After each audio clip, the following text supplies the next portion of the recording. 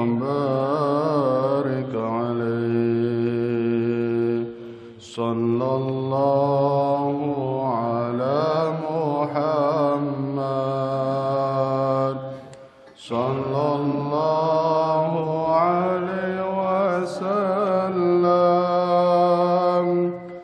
صلى الله على محمد عليه وسلم صلى الله على محمد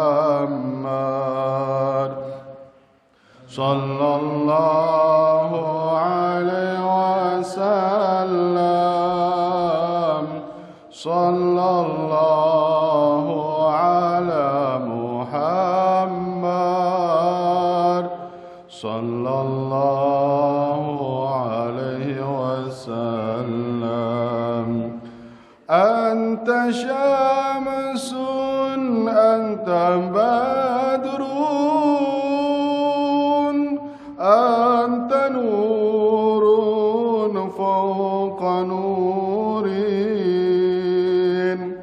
أنت شمس أنت بدر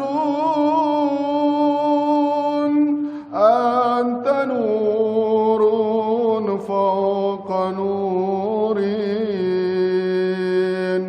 أنت إخسير وغالي أنت مصباح الصدور صلى الله على محمد صلى الله عليه وسلم صلى الله على محمد صلى الله عليه وسلم يا حبيبي يا محمد يا عروس الخافقين يا حبيبي يا محمد يا عروس الخافقين يا مؤيد يا ممجد يا إمام القبلتين صلى الله على محمد صلى الله عليه وسلم صلى الله على محمد صلى الله عليه وسلم اللهم صل وسلم وبارك عليه اللهم صل. Assalamualaikum warahmatullahi wabarakatuh. Innal hamdalillah salatan wa salaman li Rasulillah Muhammad bin Abdullah wa ala alihi wa sahbihi wa mawala wa man tabi'ahu bi ihsanin ila yaumil qiyamah amma ba'du. Allahumma fasalli ala sayyidina Muhammadin wa ala alihi wa sahbihi wa sallim. Wa qala Allah ta'ala fil Qur'anil Karim wa huwa asdaqul qailin.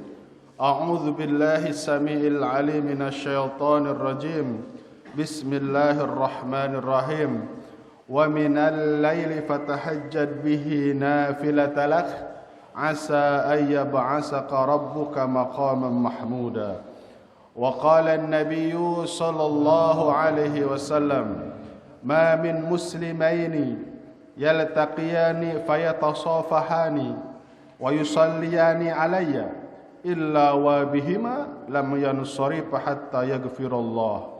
Shadaqallahul azim wa sadaqa rasuluhul habibul karim wa nahnu ala dzalika minasyahidin walhamdulillahi rabbil alamin.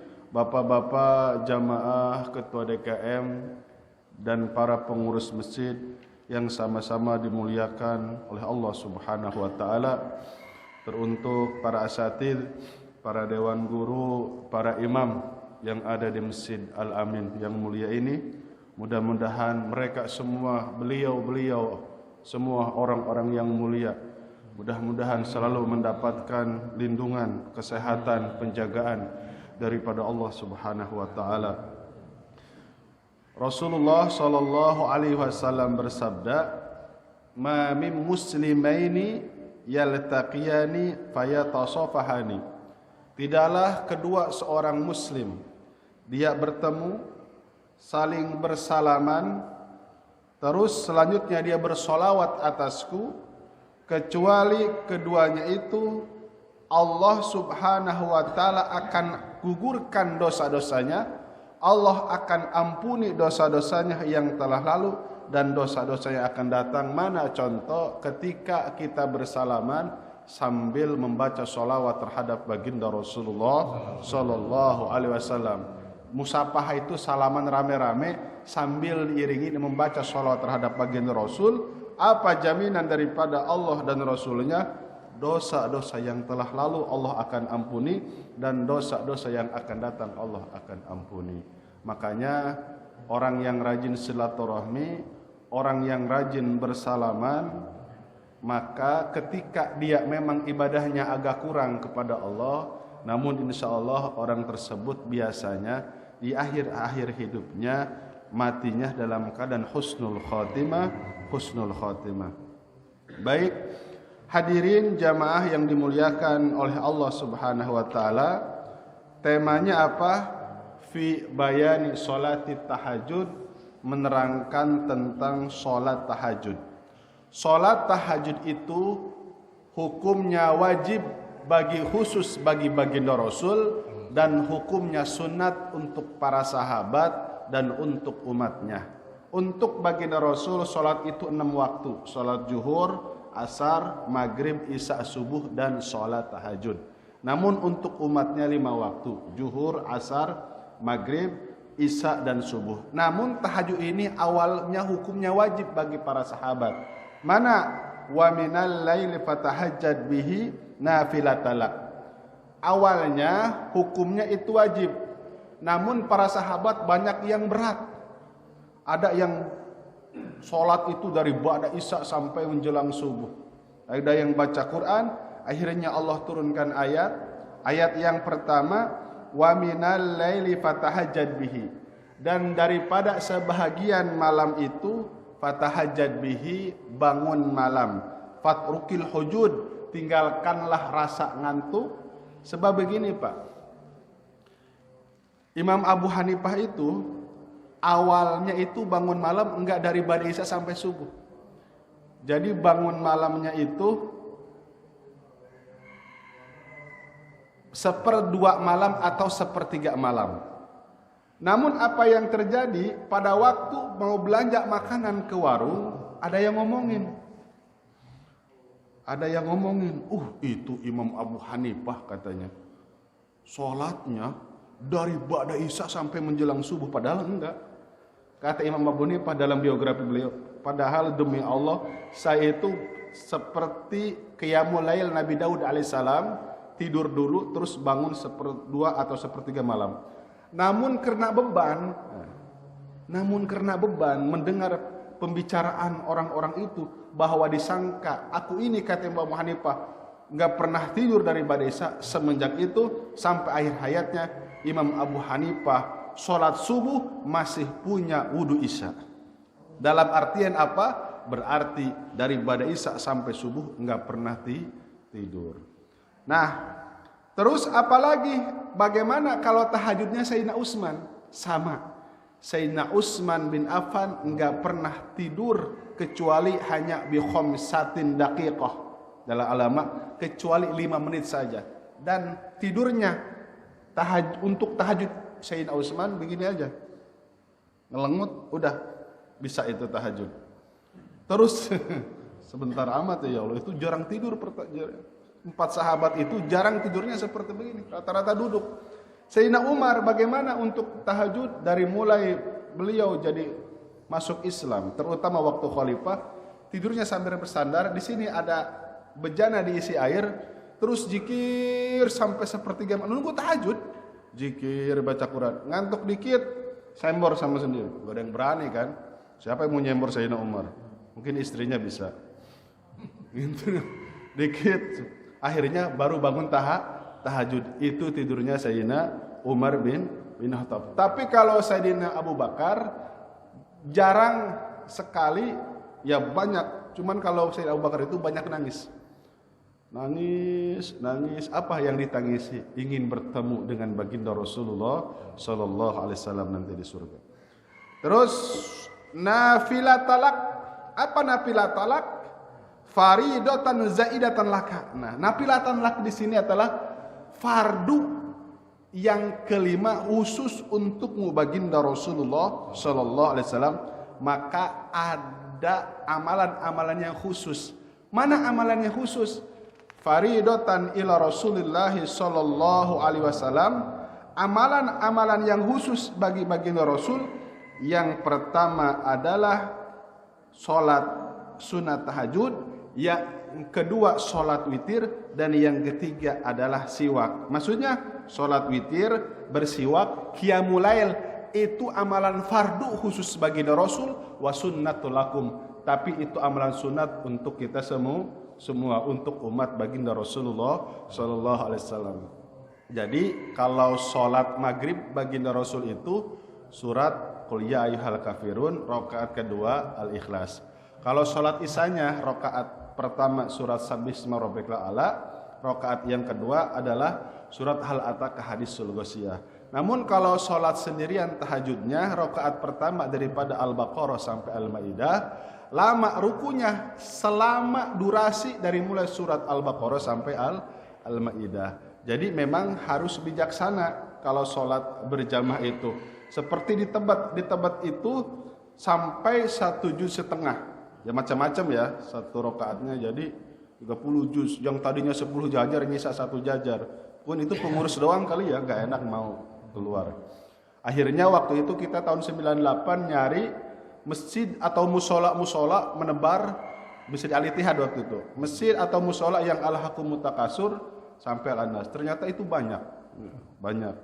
Kita mau udah ngopi itu masih 4 rakaat. Nah, jadi intinya apa?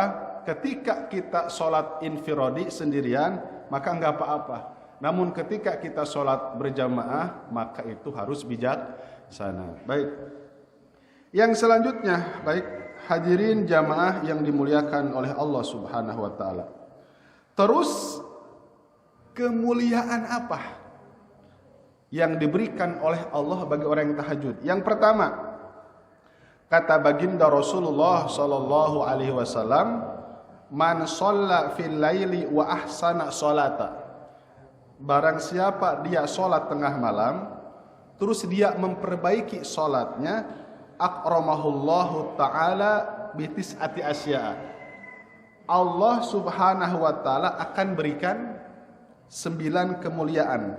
Khamsatun fi dunya, 5 kemuliaan di dunia, wa arba'atun fil akhirah, 4 kemuliaan di akhirat.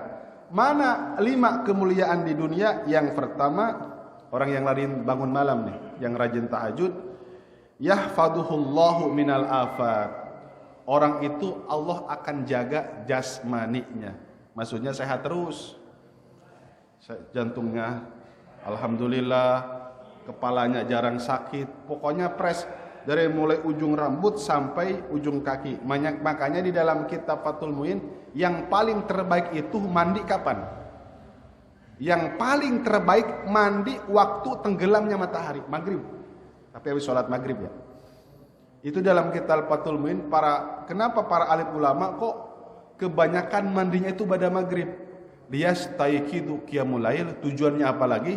kalau bukan supaya bisa bangun malam. Supaya bangun malamnya itu bisa segar. Makanya dianjurkan oleh para alim ulama mandi setelah maghrib. Satu.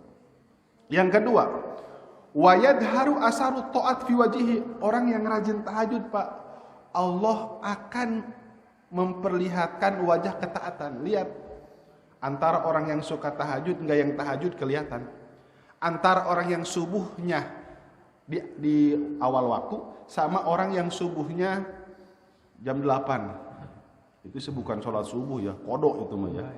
Walaupun baginda Rasul pernah sholat subuh jam segitu, tapi itu memang khususiat ya, karena kecapean waktu perang Tabuk. Wa yuhibbuhu qulubu ibadihi sholihin. Orang yang rajin tahajud nanti Allah akan tanamkan rasa cinta kepada hamba-hamba yang soleh. Jadi jangan ngaruh, Pak. Jika ada orang yang soleh, ada ulama, ada ustadz, ada orang yang membela agama, tapi dibenci sama orang kafir, dibenci sama orang munafik, dibenci sama orang zalim, dibenci yang setiap malam minum arak, dibenci sama orang yang setiap hari penjina, terus mereka rombongan bareng-bareng benci sama orang-orang soleh. Dan pasti orang yang soleh itu pasti ada yang membenci siapa? Siapa lagi kalau bukan musuh Allah Subhanahu wa ta'ala. Orang yang soleh pasti akan dicintai oleh orang-orang soleh. Fayunadil malaikah. Allah undang malaikat Jibril, wahai malaikat Jibril, umumkan kepada penduduk langit, ana uhibbu fulanan bin fulan, aku jatuh cinta terhadap fulan bin fulan, maka umumkan kepada penduduk langit agar penduduk langit fahibuhu ila fulan bin fulan, agar penduduk langit mencintai seseorang tersebut.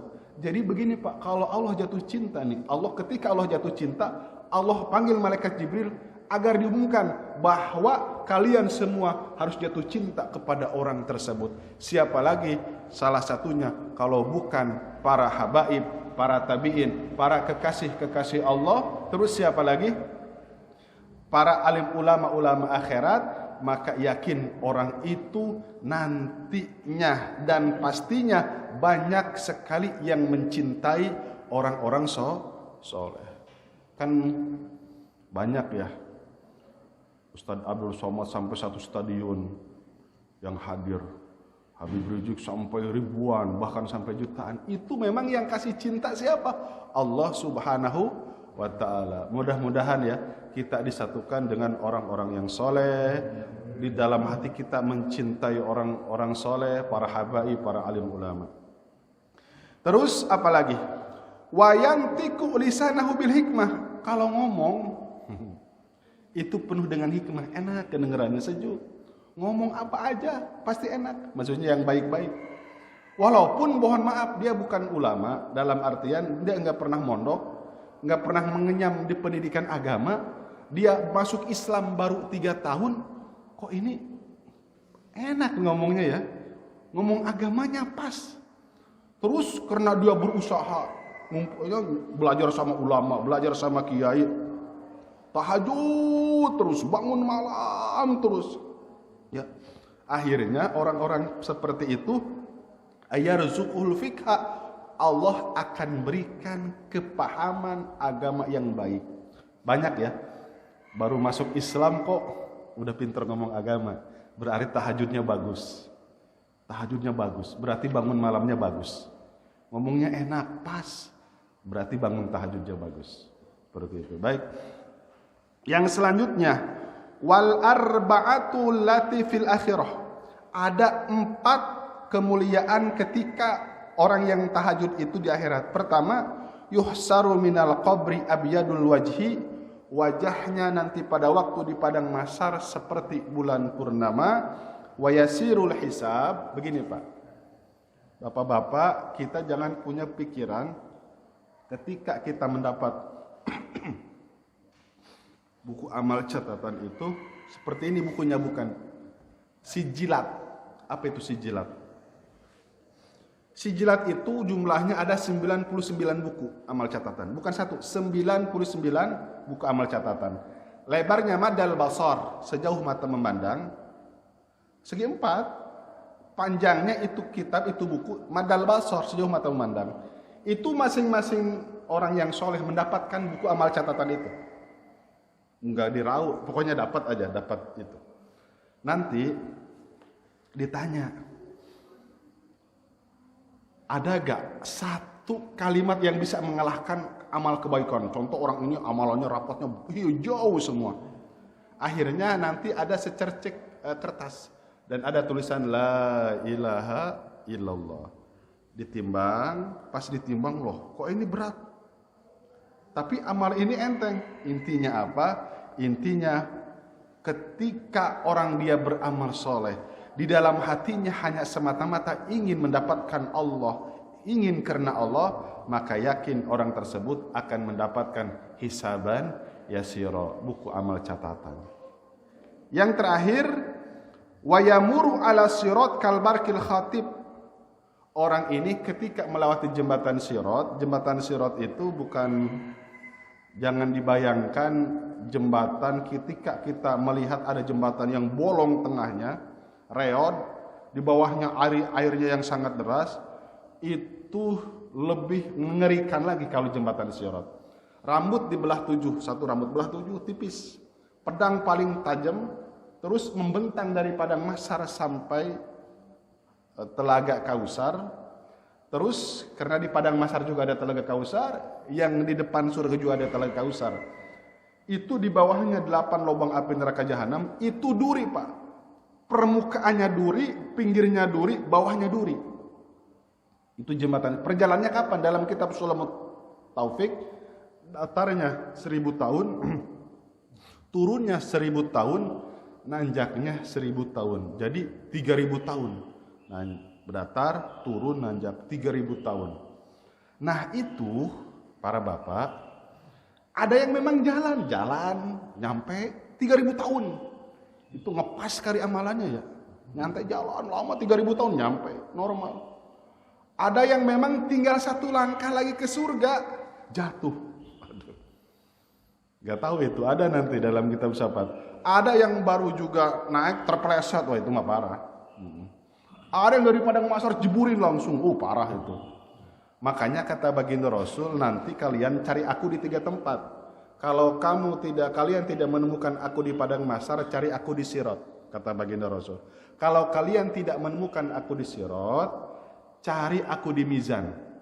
Pasti aku di tempat. Nanti di sirat, kata baginda Rasul, tidak ada orang yang paling sibuk nanti di yaumil kiamah, hanya aku, katanya. Nolongin umatnya. Jadi umat baginda Rasul itu macam-macam. Ada yang rajin ibadah, sama orang tuanya ngelawan, masalah lagi itu. Ada yang sama orang tuanya baik, nggak pernah sholat, padahal kan problem lagi itu. Ada yang rajin sedekah, tiap 2 bulan sekali ngumpulin yatim miskin, nggak pernah sholat 5 waktu. Sholatnya dirapelkan. Ini sholat apa gajian? Itu aneh. Mau dia aja waktu sholat di 1 mingguin. Kata saya, ini sholat kodok, enggak, dirapel. Astagfirullahaladzim. Kayak gitu. Kan itu problem juga nanti di akhirat. Enggak pernah sholat. Ada sholat, terus dia pelit. Problem juga. Itu macam-macam. Paling banyak problem itu, kata baginda Rasul, adalah umat daripada baginda Rasulullah SAW. Yang soleh-soleh banyak. Nah, nanti baginda Rasul ngagantungin sorban, Pak. Sorban yang berwarna hijau. Digantungin aja nanti gini. Nah, jadi kalau misalkan ada yang jatuh, nanti megang sorban baginda Rasul. Kalau amalnya masih ketolong, dilempar masuk ke telaga Kausar. Tapi ada yang lolos, Pak. Pas megang tetap, itu berarti amal kejelekannya nggak menolong ya. Kata baginda Rasul, ketika dia megang sorban baginda Rasul, terus dia jatuh, maka apa? Ya Allah, mudah-mudahan ketika orang ini ada di dalam neraka, jangan kau lamakan siksaanmu ya Allah. Itu doanya. Jadi pengen umatnya itu masuk ke dalam surga. Makanya penting kita punya guru. Nanti baginda Rasul ngasih mandat syafaat itu kepada para alim ulama. Guru-guru kita siapa? Yaitu nanti akan memberikan syafaat kepada kita. Ada 20 tahun dia mondok, kenapa jadi preman di Tanjung Priok? Nah, insya Allah itu ya. Karena dulunya khidmat sama guru, insya Allah satu ketika jika mendapat kesulitan akan mendapat syafaat. Hadirin yang dimuliakan oleh Allah Subhanahu wa taala. Karena orang yang rajin bangun malam itu nanti dipanggil oleh Allah. Aina tatajafa junubuhum anil madaji. Siapa yang suka bangun malam, maka berdiri. Tapi wahum qalil, sedikit, Pak. Sedikit. Makanya mudah-mudahan kita termasuk orang-orang yang sedikit. Amin ya Allah ya Rabbal alamin. Baik, hadirin yang dimuliakan oleh Allah Subhanahu wa ta'ala. Yang selanjutnya, waqala Ibrahim bin Adham.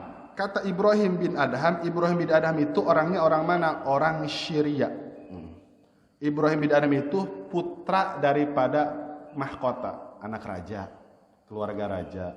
Terus ketika dia di istana, ada mayit yang dibawa keranda. Astagfirullahaladzim. Nanti aku seperti itu ya. Sebelum beliau jadi wali ya. Sebelum beliau jadi turun ke tasawuf.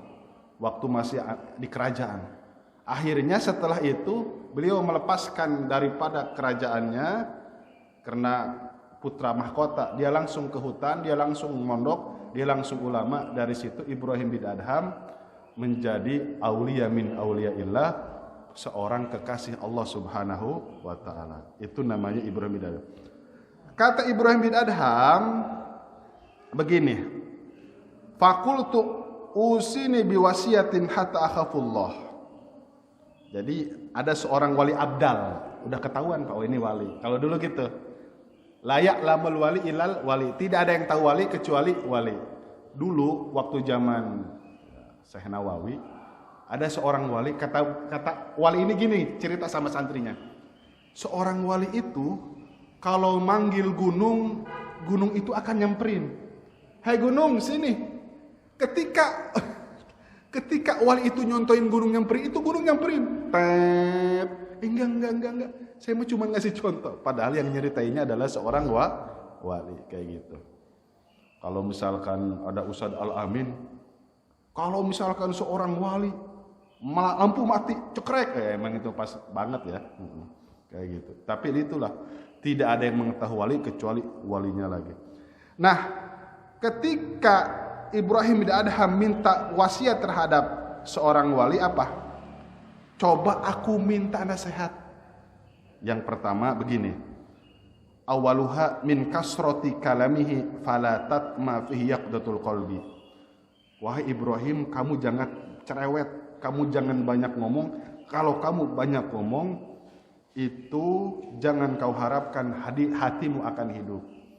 Maksudnya ngomongnya sia-sia gitu, banyak bercanda atau apa, hatimu akan keras. Yang kedua, man kasuru aklahu fala tatma fil hikmah. Jangan gembul. Gembul itu apa? Makan, banyak makan. Ba'da subuh nasi uduk, udah bukan nasi uduk ya. Terus jam 8-nya bubur. Allah. Habis johor makan siang, makannya soto. Habis asar makan sore, makannya apa ya, bakso.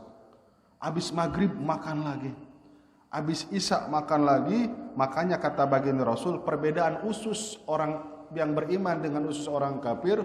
Usus orang yang beriman hanya punya satu usus, sedangkan orang kafir dia punya 7 usus. Maksudnya apa? Orang kafir itu enggak berhenti-berhenti. Makanya kita disunahkan baca Bismillahirrahmanirrahim, akan cepat kenal. Terus yang ketiga, man kasuro ikhtilatuhu binnas fala tatma fi halatal ibadah. Ya bagus, bergaul itu bagus, tapi kita jangan sampai kebablasan dalam bergaul. Orang yang mabuk karena enggak enak menghargai, kita mabuk. Orang yang sering judi, kita ikut judi. Tidak boleh. Maka itu akan mengurangi kenikmatan ibadah. Dan yang terakhir, man ahabba dunya fala tatma fi husnul khatimah. Naudzubillah summa naudzubillah. Orang yang cinta dunia itu dikhawatirkan matinya suul khatimah. Bukan berarti enggak boleh kaya ya. Di Baghdad Pak, yang paling kaya itu seorang wali. Yang paling kaya namanya siapa? Syekh Abdul Qadir Jailani. Terkena wali kutub, tapi paling kaya juga. Beliau itu punya kuda merahnya 40. Gak tahu itu kuda merah, gak tahu 1 miliar atau berapa ratus juta. Tapi kuda merah itu jarang dan mahal. Punya 40. Nah, terus sudah dari kecil emang keluarga kaya, mau mondok, dikasih uang beberapa puluh dinar, kalau dihitung itu 400 juta Pak. Bawa gendol emas, kalau dirupiahkan, gede ternyata. Mondok sama ibunya dikasih 400 juta, 40 dinaran. Berarti kan itu gede. Memang kaya dari kecil. 3. Kalau ada yang minta tolong, itu nggak pernah nolak Syekh Abdul Qadir Jailani. Sampai gini, hari ini Allah takdirkan engkau menjadi orang yang kaya raya. Dan hari ini Allah takdirkan aku menjadi orang yang fakir.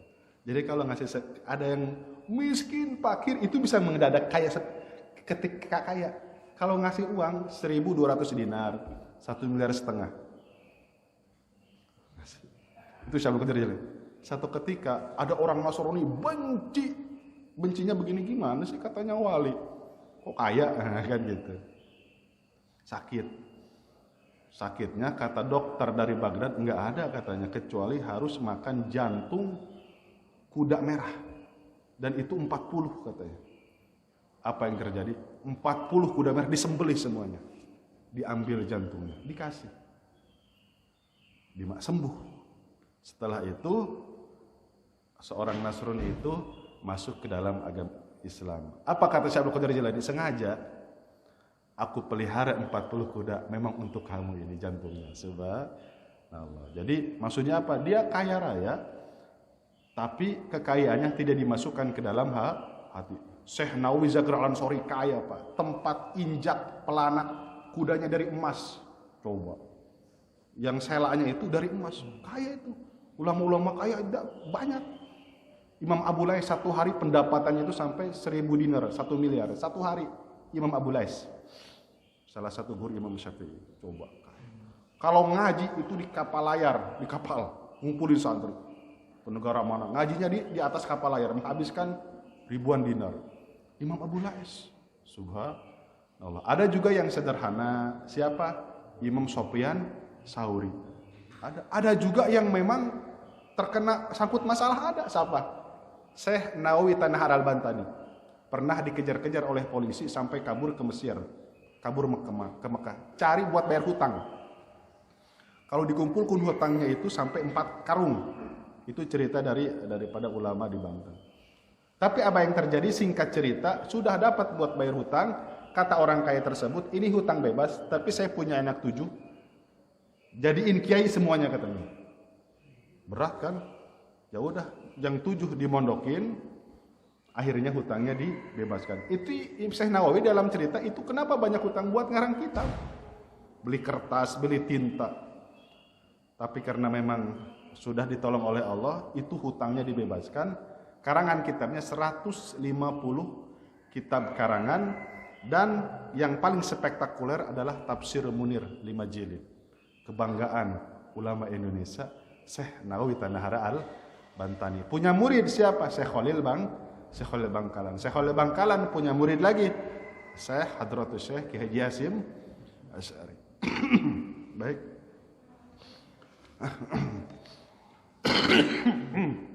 Yang terakhir, mohon maaf. Yang terakhir begini. Ini curhat murid Imam Syafi'i.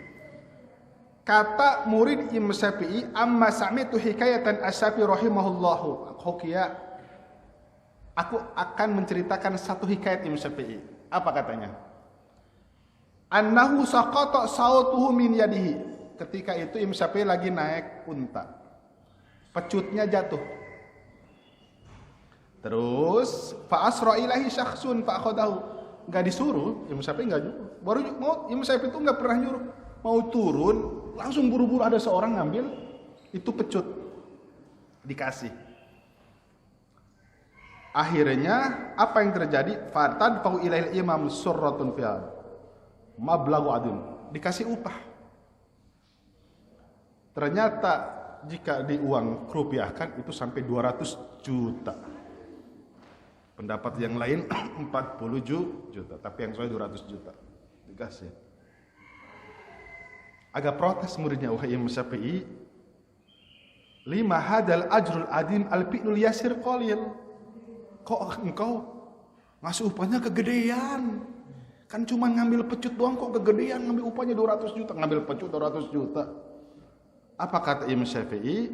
Innahu istakmala fina jami'a wasiyahu. Orang ini mengambil pecut, dia mengerahkan dengan segala kemampuannya. Maksudnya, dia harus menahan malu, dia harus menyimpan egonya, dia harus menyimpan gengsinya, dia harus menyimpan harga dirinya. Ya. Gara-gara itu ngambil pecut, dia harus mengerahkan mentalnya, dia harus mengorbankan egonya, dia harus mengorbankan gengsinya sehingga orang ini mau memberikan pecut. Tapi aku wa nahnu ma ista'malan. Bagiku aku ini hanya ngambil uang saja, selesai. Kalau kita kan terbalik ya. Justru cuma ngambil pecut doang. Tapi kalau ketika di masjid 100.000 ada dolar, dolar ke bawah $100. Sekarang kan 1.400.000 ya kalau nggak salah ya, $100 ya. 100 ada $100, 100.000, 50, 10.000, 5 agak nyarut tuh. 20.000 sama 2.000 ya. Pas diberikan 2.000.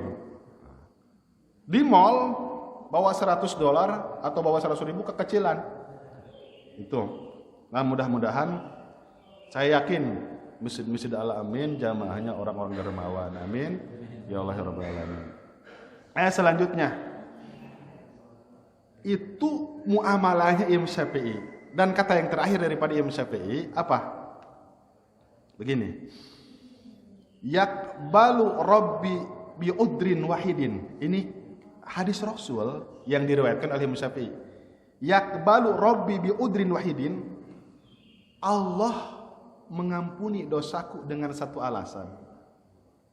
Padahal aku menyodorkan begitu ribuan banyak dosa-dosa kepada Allah. Maksudnya apa? Ketika aku menghadap kepada Allah, terus aku membawa begitu banyak dosa-dosa besar, Allah mengampuni dosaku hanya dengan satu alasan saja. Apa alasan daripada Allah? Ampunan Allah lebih luas daripada dosa-dosa sebanyak buih di lautan. Itu alasan Allah. Imam Syafi'i itu Pak termasuk orang yang memang paling takut waktu mau meninggal 10 hari lagi ke meninggal. Begini, kata ke Imam Buaiti, wahai Imam Buaiti, aku ini nggak tahu nanti setelah meninggal, apakah aku masuk ke surga ataupun aku masuk neraka satu waktu mau meninggal. Aku nggak tahu apakah aku bisa menjawab pertanyaan munkar wa nakir atau aku nggak bisa menjawab. Muridnya cerdas. Ini ada masalah nih guru nih. Memang kenapa? Mungkin ada yang bisa saya bantu. Ternyata di bawah bantalnya catatan hutang Pak 10.000 dirham. Waduh ini 10 miliaran loh hampir. Oh ini aku punya hutang. Imam Syafi'i itu begini. Kalau ada yang minta tolong buat makan, buat apa, buat mau monok, ada. Minjem lagi tuh, minjem. Nyari. Imam Syafi'i itu minjem nyari orang. Padahal nggak punya, dicatat, tapi dicatat. Makanya di dalam kitab Ta'limul Muta'allim kalau pengen kebayar hutang, catat. Kertasnya taruh di bawah bantal. Ya Allah, nanti sebelum mau tidur ya Allah, sebelum Engkau wafatkan aku, mudah-mudahan hutang-hutang ini dibereskan. Subhanallah. Itu. Nah, itu Imam Syafi'i. Hadirin yang dimuliakan oleh Allah Subhanahu wa taala. Yang terakhir bukan berarti ngaji terakhir ya. Ini kita pamitan. Insyaallah hari Sabtu saya berangkat ya. Senin, Selasa, Rabu, Kamis. 5 hari lagi ya. Doain. Jadi hari Sabtu saya berangkat haji. Mungkin bukan ini ngaji terakhir tapi pamitan sementara ya. Yang pertama saya minta maaf, mungkin selama di sini ada salah ucap. Pasti saya yang paling banyak salah karena banyak ngomong. Kata Imam Syafi'i, man kasura khatahu kasura kalamu. Hampir 1 jam ngomong terus ya. Mudah-mudahan walaupun 1 jam ngomong mungkin ada 1 menit atau 2 menit yang diridhoi oleh Allah, mudah-mudahan itu jadi pahala. Minta maaf. Yang kedua mungkin saya banyak bercanda ya. Ada tingkah laku yang kurang pas di hati, juga mohon maaf. Mungkin karena seiring umur ya, mohon maaf. Mungkin bapak-bapak bisa memaafkan saya. Dan yang ketiga, karena saya sendiri nggak bawa istri, mudah-mudahan ini yang ditinggalkan istri, anak, ya santri juga, ya mudah-mudahan dijaga oleh Allah Subhanahu Wa Taala, dijauhkan daripada godaan setan, baik setan manusia ataupun setan jin. Terus yang selanjutnya, mudah-mudahan saya di sana pun bisa melaksanakan haji dengan baik sesuai ketentuan yang disyariatkan oleh baginda Rasulullah SAW, diturunkan ke para sahabat dan para tabi'in. Dan yang terakhir, ternyata ngobrol sama Pak Haji Encep, hari ini insya Allah Haji Akbar ya tahun ini, jadi pas hari Jumat. Terus yang kelebihannya itu agak leluasa katanya, karena satu dunia itu cuma 1 juta orang, tidak terlalu berdesak-desakan. Dan itu saja mungkin ya pamitan saya. Sebetulnya ya Allah pengen nangis, pengen gimana gitu ya, itulah memang sudah perjalanan. Saya bahagianya itu alhamdulillah berarti mau melaksanakan rukun Islam yang kelima. Jadi bukan sohor-sohor atau apa, memang ini rukun Islam yang kelima, syahadat, sholat, puasa, zakat, haji. Itu kan rukun Islam. Mudah-mudahan bapak-bapak yang hadir di sini yang belum ke tanah suci umroh, mudah-mudahan bisa berangkat umroh. Itu saja insya Allah nama. Karena kan Kanjeng Rasul itu waktu baginda Sayyidina Umar mau berangkat umroh, ya ukhayya la tansani bidu'ai. Insya Allah nih wajah-wajah bapak akan selalu saya ingat ya. Insya Allah didoakan. Saya doakan mudah-mudahan doa-doa kebaikan pasti. Enggak jauh lah doa-doa daripada kita maya dimudahkan dalam segala urusan, dalam ekonomi ya, salah satunya rumah tangga, sakinah mawadah warahmah. Itu aja mungkin. Terus mudah-mudahan saya dimudahkan ya, rizkinya semuanya dimudahkan, karena memang ini pas ngebangun. Di sisi lain, bukan di sisi lain, bahagia, bersyukur pas lagi ngebangun majlis, pas ada panggilan haji, bersyukur ini anugerah daripada Allah. Mudah-mudahan pokoknya semuanya dimudahkan ya. Pembangunnya dimudahkan, dalam perjalanan pun dimudahkan semuanya. Al-Fatihah. A'udzubillahi minasyaitonirrajim. Bismillahirrahmanirrahim. Alhamdulillahirabbil alamin arrahmanirrahim maliki yaumiddin. Iyyaka na'budu wa iyyaka nasta'in ihdinas siratal mustaqim siratal ladzina an'amta 'alaihim ghairil maghdubi 'alaihim waladdallin. Allahumma shalli 'ala sayyidina Muhammadin fil awwalin wal akhirin wa barik wa sallim wa radhiyallahu ta'ala an sadatina ashabi rasulillah azmain. Alhamdulillahirabbil alamin hamdan syakirin hamdan hamidin hamdan yuafi ni'amahu kafi mazidah. Ya Rabbana lakal hamdu kama yanbaghi li jalali wajhikal karim wa 'azimi sultanik. Allahumma ihdina siratal mustaqim siratal ladzina an'amta 'alaihim minan nabiyyin wasiddiqin wasyuhada'i wassalihin wa hasuna ulaika rafiqa. Allahumma nawwir qulubana binuri hidayatika kama nawwartal arda binuri syamsika abadan abada bi rahmatika ya arhamar rahimin. Allahumma ihdina wahdi bina wahdina sawaj'alna sababan liman ihtada. Rabbighfir lana wa liwalidayna warhamhum kama rabbawna shighara. Rabbana hab lana min azwajina wa dhurriyyatina qurrata a'yun waj'alna lil muttaqina imama. Rabbana atina fid dunya hasanah wa fil akhirati hasanah wa qina adzabannar. Walhamdulillahirabbil alamin. Nanti untuk yang penggantinya nanti bisa musyawarah ya dengan Ustaz Encep Burhan, Pak Haji Rio, siapa nanti, tapi insyaallah ada ya. Terima kasih dan mohon maaf. Kita musafahah ya. Musafahah. Kita tutup dengan kifarat majlis. Subhanallah wa bihamdihi subhanakallahu wa bihamdika asyhadu an la ilaha illa anta astaghfiruka wa atubu ilaik. Assalamualaikum warahmatullahi wabarakatuh.